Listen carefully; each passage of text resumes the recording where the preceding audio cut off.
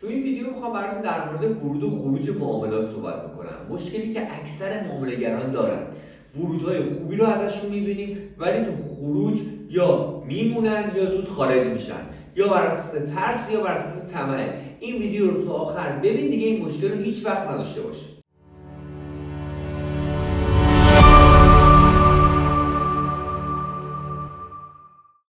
درود بر شما دوست عزیزم. اینجا آکادمی شکیب، من وحید شکیب هستم. 6 سال سابقه دارم تو بازارهای مالی و میخوام تمامی اطلاعاتم رو به صورت رایگان خدمتتون ارائه بدم. اگه تا آخر این ویدیو رو نگاه کردید و مورد پسندتون بود، سابسکرایب و لایک یادتون نره و به دوستاتونم حتما این پیج رو معرفی بکنید.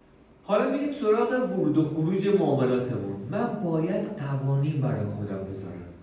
من مثل راننده‌ای میمونم که اگه قوانین راهنمای رانندگی رو ندونه جریمه میشه. اگه ندونه که سرعت غیر مجاز چیه و عمل نکنه بهش جریمه میشه، کمربندشو نبنده جریمه میشه، ورود ممنوع رو بده جریمه میشه و دست آخر گواهینامه‌اش رو میگیرن و ماشین میره تو پارکینگ. به خاطر اینکه ما پالمارجین نشیم باید قوانین بذاریم برای خودمون، طبق قانون حرکت میکنیم. چهارچوب مدار باشم. اگه چهارچوب مدار نباشم نمیتونم تو بازار فارکس یا هر بازار دیگه‌ای فعالیت بکنم. بریم این چهارچوبا رو با هم بررسی بکنیم.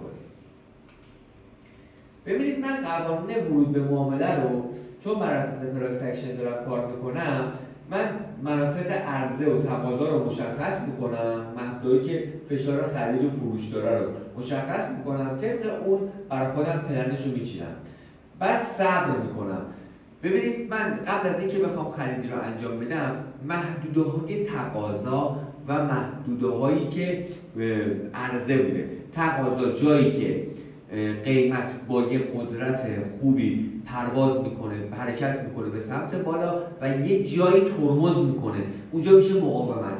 این محدوده ها رو مشخص میکنم تو تایم فریم 4 ساعته و بعد میام تو تایم فریم 15 دقیقه‌ای بهینه‌اش میکنم. تریگر ورود هم میشه تو 1 دقیقه‌ای. بعد صبر میکنم زمانی که داره میرسه به محدوده هایی که تقاضا هست، ببینم تریگر ورود به چه صورتی هست. آیا چوکو داره میشکنه، BOS تشکیل میده، طبق اون پلنم رو میچینم و کارم رو انجام میدم. صبر میکنم، به راحتی نمیرم، بایر نیستم، به راحتی سلر انجام نمیدم، چون میخوام معامله با کیفیتی انجام بدم. معاملات بی کیفیت اینه که تا رسید به تقاضا خب همه دارن میبینن، تا رسید به عرضه انجام بدم. خب اون موقع استاپام تون میخوره، معاملاتم وین ریتش میاد پایین‌تر، تعداد معاملات برنده‌ام کمتر میشه و صبر میکنم. قشنگ تریگر ورودم رو دیدم، اون موقع کارم رو انجام میدم. اون موقع اگه ضررم کردم، طبق برنامه خودم عمل کردم. این برای من قابل پذیرشه. خب حالا قوانین خروج من چیه؟ قوانین خروج من اینه که دوست عزیز من، برای خودت جاهایی که میخوای در نظر بگیری، مثلا برای حد سود در مناطق مخالف، تعیین حد سود در مناطق تقاضا برای فروش و عرضه برای خرید. ببینید دوست عزیز من، زمانی که میخوایم اون محدوده ها رو مشخص بکنیم، چون تئوری نمیتونیم بگم، من حتما در مورد حد ضرر حد سود یه دونه ویدیوی عملی میخوام براتون ارائه بدم که دیگه خیالتون از این حد سود و حد ضرر راحت بشه، به راحتی بتونید حد ضرر رو توی جایی که رفت و اومد قیمت مشکوکه بذاریم، نه هر جایی. حد سود هم به همین صورت، جایی که بتونیم ازش سود بهتری رو بگیریم بذاریم تا استفاده بهتری رو برای خودمون داشته باشه. توی قوانین خروجمون یه عبارتی داریم ما به نام تریلینگ استاپ، به قول معروف همون دستور ترمز قیمت. من به قیمت دستور میدم صبر کن با گام حرکتی که خودم میخوام، به این صورت که اگه دوست عزیز من زمانی که من دارم سود میکنم محافظت بکنه از سودم، زمانی که داره قیمت برمیگرده به پایین ضرر منو کوچیک بکنه که در هر صورت محافظت بکنه از سرمایه من. به این به این میگن تریلینگ استاپ که بسیار بسیار میتونه کمک بکنه به من معامله‌گر. من اینو به صورت عملی کامل توضیح میدم خدمتتون که بتونید ریسک معامله رو کمتر بکنید و استرس نداشته باشید. خب ببینید نشانه های برگشت. ببینید من چون پراس اکشن کار میکنم، زمانی که میبینم نشونه ضعف در رونده، معامله رو میبندم. الان من یه معامله بایی رو گرفتم، براش استاپ و تیپی گذاشتم، میبینم آقا خلاف جهت شناسایی کردم، تا میبینم روند تغییر کرد، داره سلرها قوی تر میشه، معامله رو میبندم، اصلا هیچ تعصبی ندارم. بعد مدیریت سرمایه. ببینید چرا مدیریت سرمایه؟ ببینید من در صورتی که کاهش فشار خرید و فروش رو ببینم، ببینید من بخشی از سرمایه رو میام سودم میام سیو میکنم. من از همه چیز برام مهمتر برای اینکه مدیریت سرمایه جا بیفته دوست عزیز برات اینه که محافظت کن از سرمایه خودت. تعریفش همینه، هیچ تعریف دیگه ای نداره. محافظت از سرمایه خودت میشه مدیریت سرمایه. حالا به هر جوری که خودت بلدی، داری یه پوزیشنی رو باز میگیری، یه سود خوبی گرفتی، حواست باشه که معاملات تو سیو سود بگیری ازش، چون اون حساب باید تو جیب خودت باشه. ازت میخوام این سیو سود رو انجام بدی و لذتش رو ببری و حتما برام کامنت بکنی. آقا ما باید یه چک لیست داشته باشیم. اصلا اینجا رو من بهت میگم خود طلاه، از طلا ارزنده تر اینه. من تا چک لیست نداشته باشم معامله نمی کنم. همین الان که خدمتتون وایسادم و دارم یه سری موارد رو توضیح میدم، اگه به چک لیست خودم عمل نکنم اون معامله رو باختم، حتی سود خوبی رو بگیرم، چون بدون هدف دارم کار میکنم.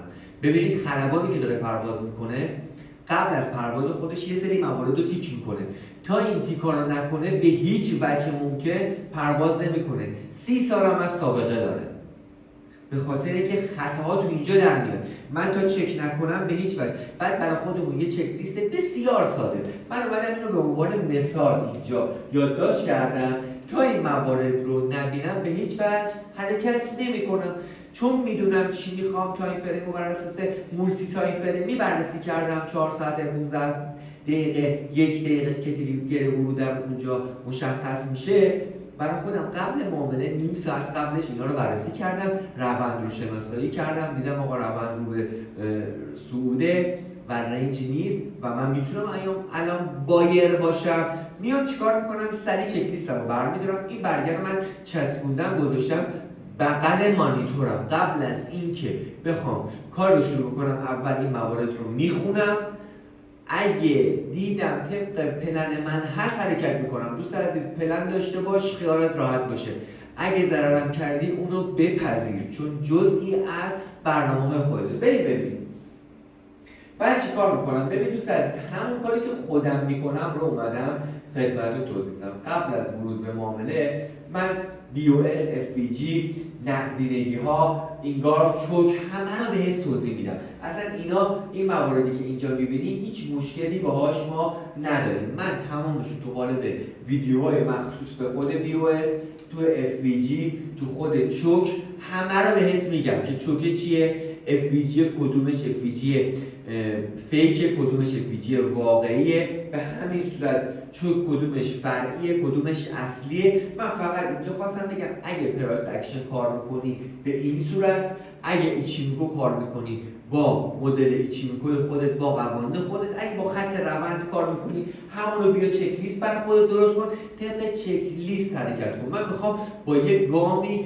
حرکت بکنی که برنامه داشته باشی. اون برای من ارزشمنده که شما به من پیام بدید بگید من دیگه چک لیست دارم، بگید من دیگه برنامه معاملاتی دارم. اون برای من از همه چیز خوشایندتره. پس ببینید دوست عزیز، من خودم چیکار میکنم؟ میبینم BOS که اگه یه BOSی که دیدم اگه شکستش با کندل قوی باشه یه تیک میزنم، میگم خب خیالم راحت شد. FBG رو میبینم اگه FBG قدرتمند بود یه تیک میزنم، نقدینگی‌هاشو چک میکنم و بعد کندل های این گلف و پین بار رو نگاه میکنم و اون چوکی که در نظر میگیرم تو 1 دقیقه شکست این موارد رو داشت، میان توی 1 دقیقه بایمو میگیرن.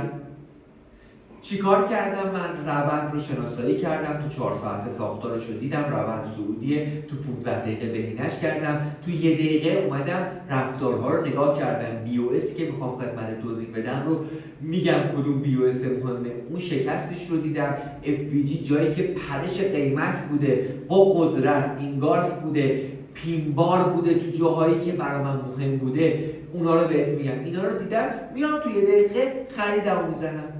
خیلی راحت تره برام، چون موقع تیکاشو زدم. این کار شاید 20 ثانیه 30 ثانیه از قبل معامله، چون من قبلش این کار رو کردم و رسیدم به این محدودها. ازت میخوام حتما چک لیست داشته باشی. نکات پایانی رو خدمتت بگم، بعد یه توضیح خدمتتون رو بدم. ببین، چون من پراس اکشن میگم، نمیخوام هی بگم پراس اکشن، چون روش کاری خودم هست دارم توضیح میدم. اگه روش کاری این نیست، هر روشی که به سود داره میرسی اون برات مهمتره. ببین دوست عزیز، برای من مناطق قوی، مناطق عرضه و تقاضا رو شناسایی میکنم. ورود من بدون تایید پراس اکشن ممنوع، صبر میکنم تا نشونه ببینم. من تا نشونه نبینم به هیچ وجه حرکت نمیکنم. ریسک ثابت، ببین من ریسک من ثابته، من میگم 2% سرمایه من بیشتر ریسک نمی کنم. این ریسک رو نگه میدارم برای کل معاملات خودم. مدیریت سرمایه رو حتما انجام میدم، بعد از هر معامله تحلیل میکنم، اشتباهات خودم رو یادداشت میکنم. الان من با این قوانین رفتم یک کاری رو انجام دادم، اشتباه شده، اون اشتباه هم رو یادداشت میکنم، سری بعد دیگه اون اشتباه رو نکنم.